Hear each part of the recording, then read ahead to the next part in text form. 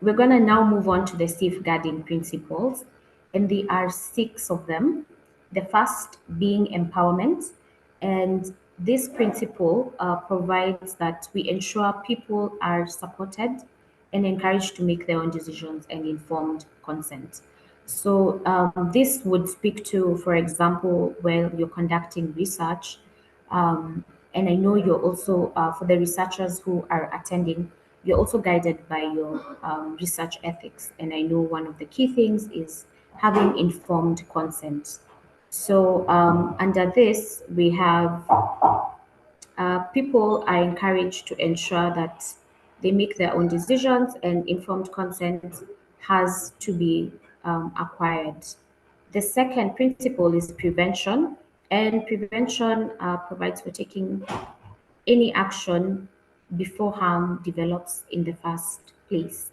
So, a key element under safeguarding is to ensure that you catch whatever incident it is before it happens.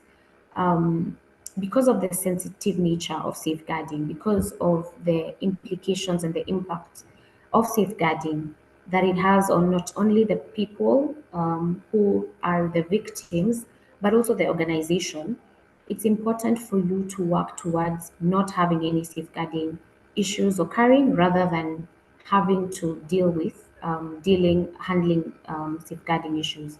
So prevention is a key principle, and it is highly recommended that before you, instead of acting to eliminating a safeguarding incident, it's better to work at preventing it. And later on, we'll look at how to do that. The third principle is proportionality, and this is ensuring that you apply preventative measures. That is sort of tied to the second principle. And the fourth one is protection, supporting and representing those in the greatest need. So, because these principles were created with the underlying issues were on abuse with regards to of a sexual nature, and because this happened mostly, as we mentioned earlier, in 2002 and 2018. They happened in areas that required a lot of assistance at the moment, at that time, and the victims of the sexual nature of the crimes that were committed required to get assistance as fast as possible. So protection is one of the key principles under safeguarding, and under protection, a key element is ensuring that you focus on the victim and or the survivor, and provide all care that you can at the moment. So the fifth principle is partnership. So under partnership, we're encouraged to partner with local agencies and organizations to prevent, recognize, and report suspected incidents of neglect, harm, or abuse.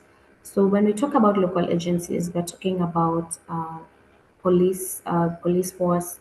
We're talking about social companies or social agencies that can assist, including hospitals, because once a safeguarding incident has occurred, you might need to take someone to hospital, someone who's suffered any kind of harm and needs medical treatment. So it's encouraged to partner with these different people so that one, you also are mitigating the effects of the incident and ensuring that you protect the victims or survivors.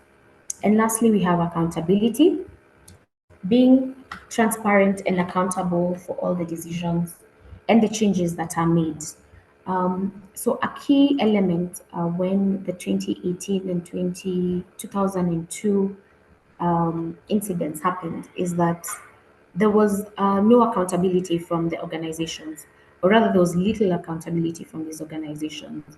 And when the tone at the top is not loud on maintaining safeguarding or upholding safeguarding principles, then it obviously will go to the rest of the organization.